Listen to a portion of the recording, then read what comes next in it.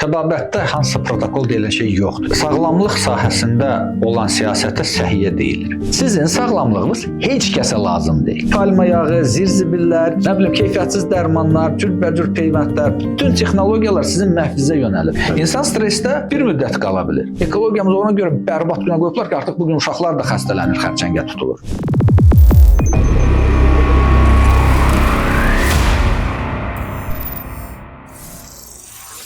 Salam hörmətli dinləyicilər, xoş gördük hər birinizi. Bugün də gördüyünüz kimi bizim qonağımız çox dəyərli həkimimiz, cəmiyyətimizin, insanlarımızın diqqətini, istəyini qazanan həkimimiz İbrahim doktordur. İbrahim doktor, xoş gördük hər birinizi. Xoş gördüm, necəsiz? Minnətdaram, təşəkkür edirəm. İbrahim doktor, ənənə olaraq istərdim ki, ilk öncə siz özünüzü təqdim edəsiniz. Çünki insanlarımız biraz kimdən hansı tövsiyələri, hansı fikirləri dinlədiklərini qoy bilsinlər ki, onlarla danışan kimdir. Təbii ki, cəmiyyətimiz artıq sizi tanıyır. Yenə də bizim verilişdə bir vəsilə olsun. Yenidən özünüzü zəhmət olmasa təqdim edərdiniz. Məni indi hərə bir cür tanıyır, amma əsasən də biz həkim kimi tanınmışıq. Ona görə də belə təqdim edirəm. Mən Əsədli İbrahim, Valiologiya və İnteqrativ Təbabət Mərkəzinin rəhbəri. Bir neçə ali təhsilimiz var, bir neçə ixtisasımız var. Bəli. Həm cərraham, onkoloqam, hərbi səhra cərrahı Qarabağda işləmişəm. Eyni zamanda Ağciyər İnstitutunda işləmişəm 16 ildir. Hal-hazırda xərçəng xəstələri naturopatik müalicəsi ilə məşğuluq. Əsasən belə götürsək biz maarifçiyik. Maarifləndirmə işlərimizi aparırıq və bu maarifçi işində bu geniş sahə olduğuna görə şaxəlidir deyə. Ona görə burada hansısa bir məsələni konkret vurğulamaq ancaq studiya və müsahibimin şeyindən söhbət gedir ki, kim məndən müsahibə götürürsə, ona nə maraqlıdır, onu da deyə bilər. Çox gözəl siz ətraflı məlumat verdiniz. Növbəti sualım belədir. Sizin hal-hazırda məşğul olduğunuz bu müalicə yöntəmi deyim, informasiya baxımından, məlumatlandırmaq, maariflənmək baxımından bu tibbdə hansısa bir formada mövcuddurmu?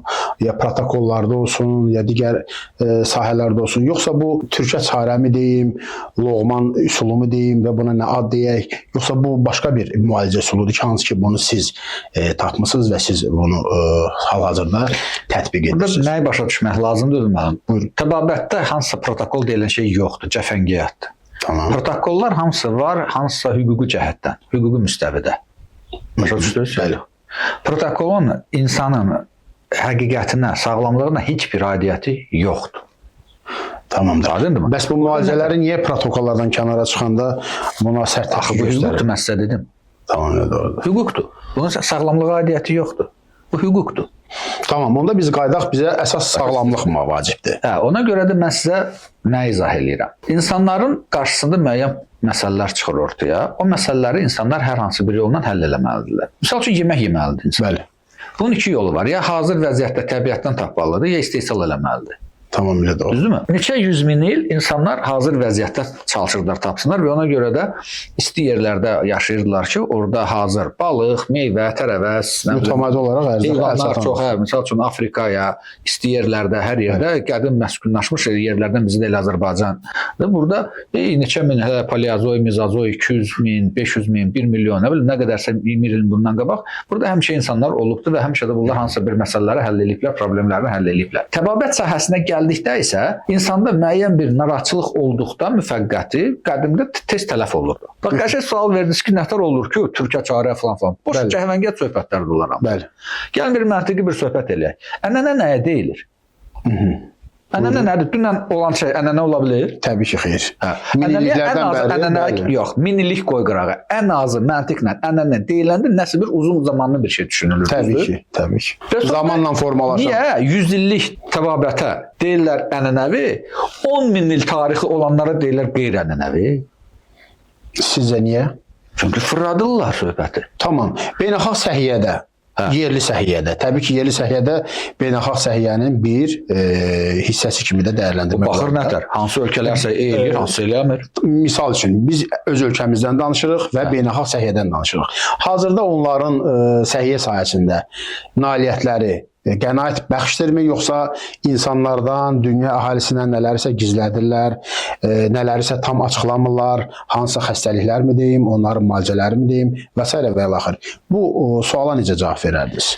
Sağlamlıq sahəsində olan siyasətə səhiyyə deyilir. Tamam. Və dünyada 20-ci əsrdən başlayaraq iki istiqamətdə yöntəm var. Ümumiyyətlə başa düşməlisiniz ki, bütün bəşər tarixi sinfi mübarizə tarixidir. Sovet səhiyyəsinin 3 prinsipi var idi. Kütləvilik, öncələmək, yəni profilaktiklik və pulsuzluq. Yəni pulsuz hamıya elə eləyirdilər ki, insanlar xəstələnməsin. Dövlət hesabına. Bəli. Ona görə müalicələrin... Çünki dövlət proletariatın idi. Tamamilə Amma doğrudur. kapitalist sistemində 3 prinsip var. Elitarlıq, müalicəvilik, pulluluq. Sizin sağlamlığınız heç kəsə lazım deyil. Heç kimin sağlamlığı heç kəsə lazım deyil. Uşaqlara doğularkən məcburi vaksinlər edirlər. Bunlar lazımlıdırmı həqiqətən bizim körpələrimizə? Onlara lazımlıdır, bizə lazım. Yox, bizə, insan evladına. Xeyr. O Sovet hökumətində buraxılan vaksinlər lazım idi. Söhbət texnologiyalardan getmir. Siz qətiyyən anlamırsınız tamaşaçılar kimi ki, bugün texnologiyalar imkan verir ki, yer üzündə ya cənnət qurmaq, ya cəhənnəm. Bu cəhənnəm əsaslandıra bilərsiniz ki, bu hazırda vurulan vaksinlər bizim evladlarımıza, gələcək nəsillərimizə, ailələrimizə ziyanlıdır və yanlışdır. Siz son 30 ildə Azərbaycanda statistikaya baxın və görün ki, nə qədər insanlar azalıbdır bizdə. Tamam. Hər şey göz qabağındadır. Ən qısa ömürlü olmuşuq bu kapitalizm 30 il dövründə. Amma baxın 30 il Sovet hakimiyyəti dövründə 50-ci, 60-cı, 70-ci illərdə Azərbaycan ən uzun ömürlü, ən xoşbəxt respublikalardan biri idi. Fərq nədir? Sizə biz nəyə qayıtmalıyıq? Sosializmə? Əlbəttə ki. Biz müstəqil. Ehtimal varmı? Onun variantı yoxdur, ya da məhv olacaqsınız. Yeməli hamısı zibil. Palma yağı, zirzibillər, nə bilim, keyfiyyətsiz dərmanlar, cürbəcür peyvəndlər, bütün texnologiyalar sizin məhvizə yönəlib. Onu deyirəm. İnsanlarımızın daha çox sualları bizə redaksiyamıza ünvanlayırlar ki, İbrahim doktordan xərçənglə bağlı həm məlumat versin, bildiyimiz qədər xərçəngin Azərbaycanda yayılma sürəti dünyada da olduğu kimi artan istiqamətdə davam edir. Bu barədə və bunun müalicələri barədə bir də çox xahiş edərdim. Sizlə bizim pərdə arxası söhbətlərimiz olub dəfələrlə. Bu Almaniyada qatıldığınız o təşkilatlardır, tədbirlərdir, konferanslardır. Onlar barədə də, onların müqəddəs gördükləri o iş barədə də az da olsa məlumat verərdiniz, əgər münasib hesab verəcəm, hamısını verəcəm. Deməli, vəziyyət belədir. Bugünkü müasir dünyada onkoloji xəstəliklərə iki cür baxış mövcud olubdur. Biri rəsmi baxışdır, protokolla. Bəli. Protokolda əsasən bunlar fikir yönəldilib də əsas törəməyin özünə. Hər hansı bir yolla onu kəsmək, yandırmaq ya zəhərləmək. Ona görə də 3 üsul tətbiq edilir. Cərrahiyyə, kimya, şua. Bunların heç biri müalicə deyil, çünki səbəbi yığışdırmır. Amma yardım kimi çox gözəldir, yarayır. Bəli. Qan gəlirsə, sən qanı saxlayırsansa, yardım elədi. Amma demək deyil ki, səbəbini tapdın. Yəni, nədirsə səbəbi, onu axtarıb tapmaq lazımdır. Damar zədələnsə damarı tikmək, nə bilim, güllədirsə gülləni çıxartmaq və s. və s. Düzdür? Eyni elə, qızdırma varsa, sən gözəl, qəşəng, bahalı, marketinqlə hamısı olmuş qızdırma kəsən dərmanı verdinsə, paracetamol, ya ibuprofen, ya butadion və qızdırma düşdü 7-8 saatlıq. Əla. Nədir, sağaltdın? Təbii ki, yox. Bax, bu qızdırmanı yaradan səbəbi axtarmaq lazımdır. Bəli, onlar səbəblə qətiyyən məşğul olmurlar. Baxmayaraq ki, son 100 ildə dünyada 500-dən çox üsul var xərçəngi müalicə olmaq. Xərçəngi müalicəsi çoxdan tapılıb. Çoxdan. Çoxdan dediyiniz hansı tərəfdə? 1920-ci, 1930-cu, 40, 50, 60, 70, 80-ci illərdən bəri. Tamam, çox gözəl. Çoxdan tapılıb. Bəyəxlar Rudolf adını çəkdik. Rudolf Roys. Ondan sonra Dr. Kelly. 2 qat Nobel mükafatı laureatı, Linus Pauling, nə bilim, yeni Alman təbabəti və s. və s. Bunlar hamısı öz tövfələrini veriblər və biz də o konferanslara qatılanda məhz onlardan məlumat almışıq. Və görmüşük ki, Almaniyada bir 50-60 min rəsmi mərkəzlər varsa da 200-ə yaxın integrativ onkoloji mərkəzləri var. Çox gözəl. Və orada səhiyyənin digər sahələrində istifadə olunan üsulları çox gözəl istifadə edirlər. Deyək ki, hipertermiya, fotodinamik terapiya və digər üsullar var ki, istifadə olunur. Və həmən mərkəzlərdə məhz onkoloji xəstəliklərin müalicəsində də onlar istifadə olunur. Daha məhsuldarmı hesab olunur? 100-190%. Tamam. Təsəvvür eləyin ki, rəsmi onkologiya 2004-cü ildə Avstraliya jurnalı bir meta-analiz aparıbdır, tədqiqat aparıbdır ki, 100 il ərzində də 1905-ci ildən 2005-ci ilə kimi bütün növ şiş xəstəlikləri üzrə hansı effektivlik var? Avstraliya və Amerika üzrə. Avstraliya üzrə 2,1%, Amerika üzrə 2,3% müsbət nəticə əldə olunub. Demək olar ki, olunmayıb. Amma bu inteqrativ onkologiya sahəsində 90-95% müsbət nəticə almışıq. Onlar da alıblar, mən onlardan götürmüşəm. Mən özüm də neçə illərdə artıq işləyirəm. Mənim də nəticələrim 90-95% ilkin gələn onkoloji xəstələri rahat sağaldırır. Ələlxüsus da süd vəzindən. Deməli, Steve Jobs barədə dedik. Yetərincə də onun maddi durumu yaxşı idi.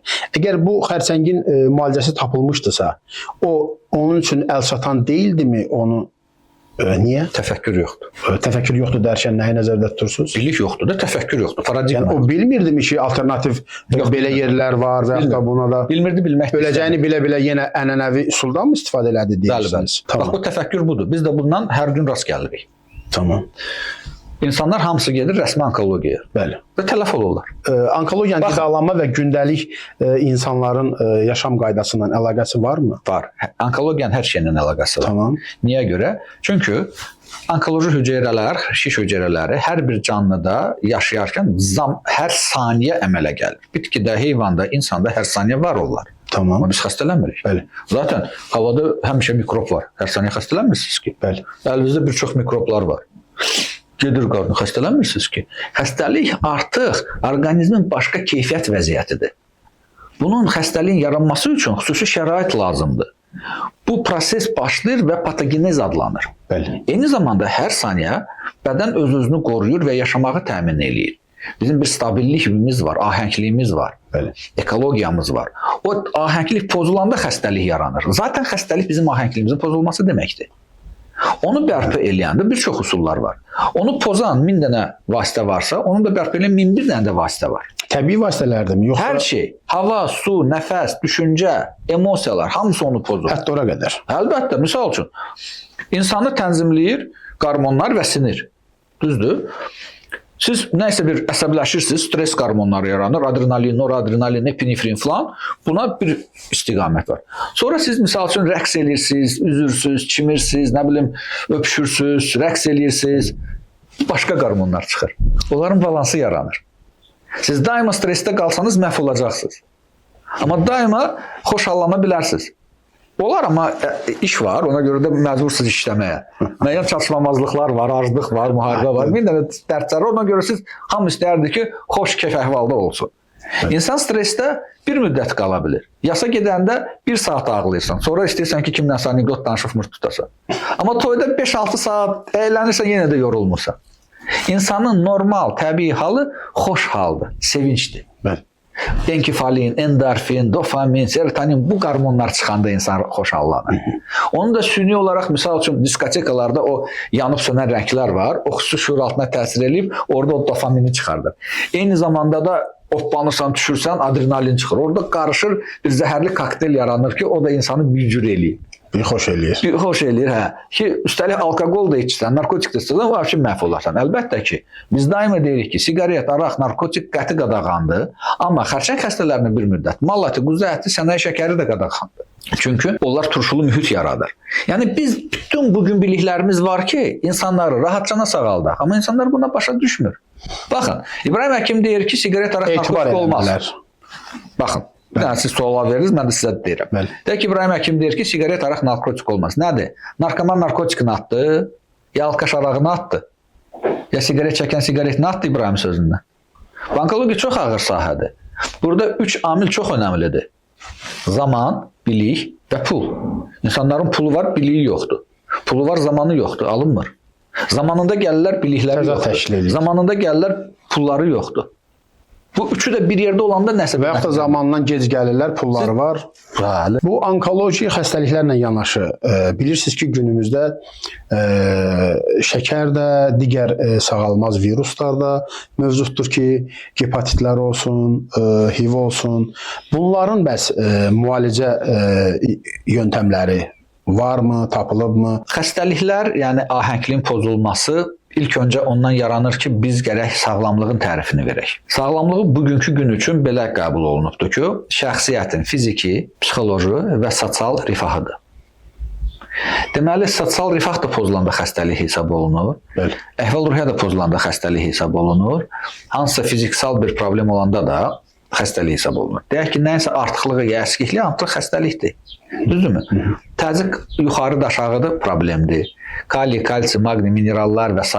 vitaminlər çatışmamazlığı və s. Görürsünüz ki, depressiya halına 2 həftədən çox düşürsənsə artıq xəstəlik sayılır. Yəni istənilən müəyyən o dəngə pozulursa, ahənglik pozulursa, orada artıq xəstəlik kimi qeyd olunur. Və siz soruşursunuz ki, bu xəstəliklərin müalicəsi varmı? Əlbəttə ki, var, çoxdan bilinir. 3 xəstəlik var ki, bugün bəşəriyyəti məhv edir. Ürək-damar xəstəlikləri, şəkər xəstəliyi və xərçəng. Bunların da ümumi səbəbi var. Hepatitlər bunların arasında daxil deyil? Yox. Deməli, bunların 3 obyektiv səbəbi var. Bu üçünün də bir obyektiv səbəbi var. Az hərəkətlilik, hipodinamiya. Bunların üçünün də səbəbi budur. Çox dəyərli fikirlər söylüyorsunuz. Mən növbəti sualıma keçmək istərdim. Son dönəmlər sosial şəbəkələrdə həm sizin çıxışlarınız, həm sizin yanaşma tərziniz çox cəmiyyət tərəfindən, vətəndaşlar tərəfindən çox marağa səbəb oldu. Ancaq bununla yanaşı bu xərçəngin müalicəsi ilə bağlı bəzi mənbələrə də mən rast gəldim bu sosial şəbəkələrdə. Bu qrialin, biz onu kənddə yadıma gəlir, heyvanları, xırda dırnaqlı heyvanları eləmək üçün, qrialin məsələdir. Bəli.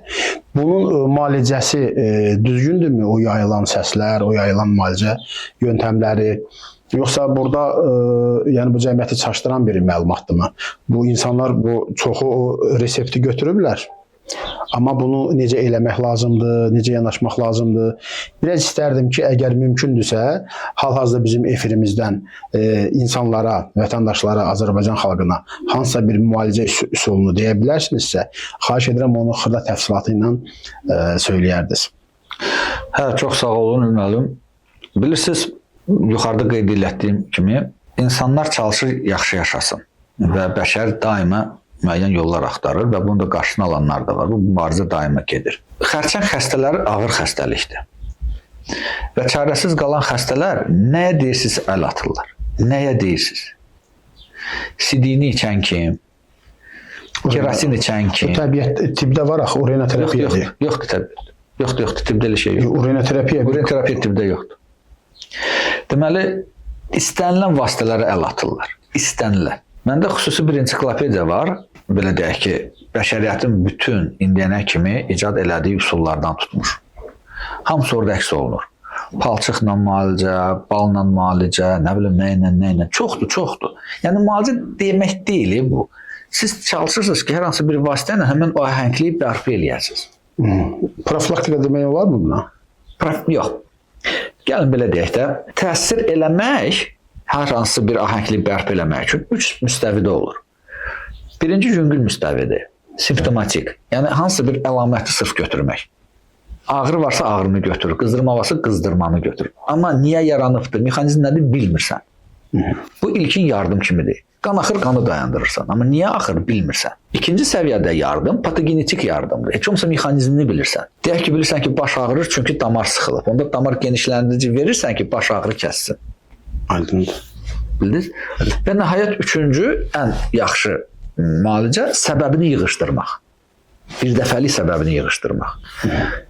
Səbəbini isə dərk eləmək üçün gərək geniş düşünəsən. Səhiyyədə də 2 yanaşma var. Hələ 200 ildir, 300 ildir bu qırğın gedir, amma ən azı 200 il bundan qabaq 2 yerə ayrıldı. Biri Paracelsin istiqamətidir, biri Kahneman istiqamətidir. Paracelsin istiqaməti üstünlük oldu, çünki farm biznesi və kapitalizmə o üstünlük gəldi. Amma Kahnemanın yanaşması uyğun deyil. Burada da nədir yanaşma? Paracels deyirdi ki, doza artdıqca təsir də artır. Kahneman deyirdi ki, doza azaldıqca təsir artır. 2 dənə bir-birinə zidd mülahizə, ikisi də doğrudur həyatda. Biz kainatı qətiyyən bilmirik, insanı qətiyyən bilmirik. Ona görə də naturopatik, homeopatik yanaşma bir tərəfə qalsın, allopatik yanaşma bir tərəfə qalsın, uddu allopatik yanaşma. Ona görə də bu krealin söhbəti, bu periprofilirованный preparatdır. Profilli dəyişmiş preparatlardır. Təbabətdə çox belə şeylər olur. Dimidrolu antihistamin kimi icad eləmişlər, amma onun yan təsiri də var idi, sakitləşdirmə. İndi o dimidrol daha çox sakitləşdirici kimi istifadə eləmək olur. Levomizol qurd əleyhinə preparat idi, amma istifadə edilir immunitet qaldırmaq üçün. Sildenafil ürək damar genişləndirilməsi üçün idi ki, bu nitrogliserin falan kimi. Amma sonra gördülər ki, təsir eləyir kişi cinsi üzvü arteriyalarına və onu funksional disfunksiya, yəni kişilərdə bu erektil disfunksiya deyirlər. Viagra kimi, belə kimi bu kimi preparatları elədilər. Profilini dəyişirlər. İndi krealin də profilini dəyişib, çünki o düzdür, siz dediyiniz kimi istifadə olur, amma yan təsiri də budur. Eyni elə 2 dənə elə preparat var. Fenbendazol və ivermektin. Onlar da xərçəngin müalicəsində istifadə edirlər. Yəni kim? Yenə çarəsiz qalan xəstələr. Nə tərsə eləyirlər. Kim nə gəldi istifadə edir. Ölən ölür, qalan qalır. Təbabətdən bəri 13 dənə xüsusi ot var ki, xərçəngdə istifadə olunur. Niyə onlar istifadə eləmirlər? Niyə geniş yayılmır? Bilirsiniz niyə görə? Çünki onlar təbii vasitələrdir. Andızdır, dazotudur, baliqalovdur, astraqaldır. Hələ fitoonkologlarımız daha çox saya bilərlər. Amma onları patentləşdirmək mümkün deyil. Sən havanı, suyu, təbii şeylər patentləşdirə bilmirsən. Son bir neçə ildə 100 mindən çox xəstələrimiz olubdur. Yəni siz öz müalicənizdə qrialindən istifadə edirsiniz. 90% düzəlib. Siz də öz müalicələrinizdə bu qrialindən, AZD-dən istifadə edirsiniz, eləmi? Tövsiyə edirik, amma onları biz müalicə deyə bilmərik. Biz bilmirik onların mexanizmini. Amma ən azı tapılandı. Bəli. Qiyməti əl çatandı, günü 1 qəpiyə düşür. Bəli. Və 200 min, 400 min dollardansa daha sərfəlidir. İnsanlar gedir İsrailə, ora-bura, Avropaya 100 min, 200 min manat sərf edib tələf olur gedirsə, belə ondan sonra 1 qəpik preparatı içib sağaltmaq şansı var ki. Əlbəttə biz o şansı. Şans neçə faizdir? 90%. Çox gözəl. Veririk. Çox yüksək. %100 amma sağalmır, yox. Yaxşılaşmaya da olmaya bilər. İyi də çox kəskin pisiyi var. Ekologiyamız ona görə bərbad günə qoyublar ki, artıq bugün uşaqlar da xəstələnir, xərçəngə tutulur. Çünki immunitetləri tam bərbad gündədir. Və o immuniteti qaldıran gözəl vasitə var. AZD, aktivator, stimulyator Dorogova. Onda fraksiyalar var. Onun istifadə qaydalarının zəhmət olması. Var, hamısı qaydaları var. Bizə gələn xəstələrimizi hamısını çap edib veririk. O damcı ilə istifadə olunur. 5 damcıdan gündə 4 dəfə yeməkdən qabaq istifadə olunur. Hansı faizlər istifadə olunur? Yoxsa ikinci fraksiya. İkinci fraksiya. AZD-nin ikinci fraksiyası. Birinci fraksiya istifadə olunur, ikinci fraksiya daxilə qəbul olunur, üçüncü fraksiya dəri üzərində. Onlar paralelmi etməlidir insanlar xəstələrimiz? Yoxsa nə ilə paralel? Birinci fraksiyanı, ikinci fraksiyanı. Onlar istifadə olunmur. İstifadə olunmur. Yalnız ikinci fraksiya istifadə olunur, o da daxilə. Bəli. 5 damcı. Yox, o insanlar üçün nəzərdə tutulmuyor. Xəstələr üçün necə? Xeyr, heyvanlar üçün. Bəs onu insanlar günümüzdə qəbul edirlər axı. Əcəb eləyirlər. Çünki artıq biznes onu başa düşüb, onun şamını və kapsulalarını da icad ediblər. Yəni insanlarda o immunitet artımına %100. Çox gözəl formada qəbul edirlər. İndi şam şəklində var, kapsula şəklində var. Şam şəklində gündə bir dəfəmi? Bir dəfə, 2 dəfə, 3 dəfə. Tam müalicə devri nə qədərdir? 1 ay mı? Baxır nəyə müalicə edirsiniz? O sadəcə immuniteti qaldırmaq üçün. Bunu bir dəfə gündə eləmək bəs eləyir. 10 gün elədiniz bəs. Ayda. O çox şaxəli bir vasitədir. Bəs müəllim, bu daxili bağırsaq, gemoroy, qadınlarda cürbəcür uşaqlıq yollarının problemi, uşaqlıq problemi və s. və s. çox geniş şaxəlidir, çox ucuz bir vasitədir. AZD-nin ikinci fraksiyası. Bəli, AZD-yə gətirirəm. AZD çox sadəcə ucuz başa gələn bir vasitədir və çox geniş spektrli bir vasitədir. O xərçəng üçün nəzərdə tutulmuyor. Yenə dediyim kimi, çarəsiz qalan xərçəng xəstələri nəyə deyirsən əl atırlar. Həmçinin də buna da əl atıblar və effekt alıblar ki, deyə bu ortada gündəmdə bugün var. Milyon dənə üsul, milyon dənə vasitələr istifadə edilir. Hansının adı çıxıbdı ortaya? AZD-nin krealinini eləyək də, niyə eləməyək? Bir şey ki 90% müsbət nəticə verir. 1 qəpiyədir, niyə eləməyəsən ki? Bəli. Hə? Profilaktik üçün eləmək istəyirsən, elə amma çox kəskin iyləri var. AZD-nin də krealinində elə belə asan içmək olmur onlar. AZD-nin genəldə kapsulası, şamı var deyə rahat da istifadə eləmək olur. Amma krealinin də yoxdur axı, kimsə də onu eləmir. Çox gözəl İbrahim həkim, çox şad oldum. Bu fikirləriniz, dəyərli fikirlərinizə görə də sizə təşəkkür edirəm. Verilişimizi yekunlaşdırmaq istərdim. Yekunlaşdırmamışdan öncə sizə yenə də öz təşəkkürümü bildirirəm ki, bizim təklifimizi qəbul elədiniz. Studiyamızda çəkilişə icazə verdiniz və sonda bizim insanlarımıza, xəstələrimizə, istər xəstə olsun, istər xəstə olmayan insanlar olsun, nə tövsiyə edərdiniz səhiyyə adından? Bununla da yekunlaşdıraq. Mən səhiyyə adından heç nə deyə bilmərəm. Mən nə səhiyyə naziri deyiləm, nə səhiyyə işçisi deyiləm. Amma öz adımdan bir maarifçi kimi, bir həkim kimi, bir valiolog kimi, valiologiya və inteqrativ təbabətin rəhbəri kimi deyə bilərəm ki, əziz tamaşaçılar, ayıq, sayıq, diqqətli olun. Sizin sağlamlığınız heç kəsə lazım deyil sizdən başqa. Bugün bütün imkanlar var ki, siz kifayət qədər məlumatlı və bilikli olasınız. Və bilikli olan təqdirdə isə özünüzü qoruya biləsiniz. Kifayət qədər sosial şəbəkələr var, geniş məlumatlar var, süni intellekt vasitəsilə istənilən dildən istənilən dilə bugün artıq tərcümə imkanları var. bütün məsuliyyət insanların öz üzərinə gedir. Mənimsə tövsiyəm birdir. Özgüvənli olun.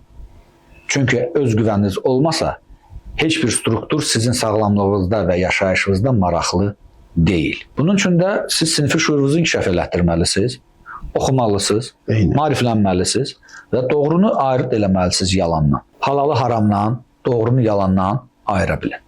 Təşəkkür edirəm. Çox sağ olun İbrahim həkim.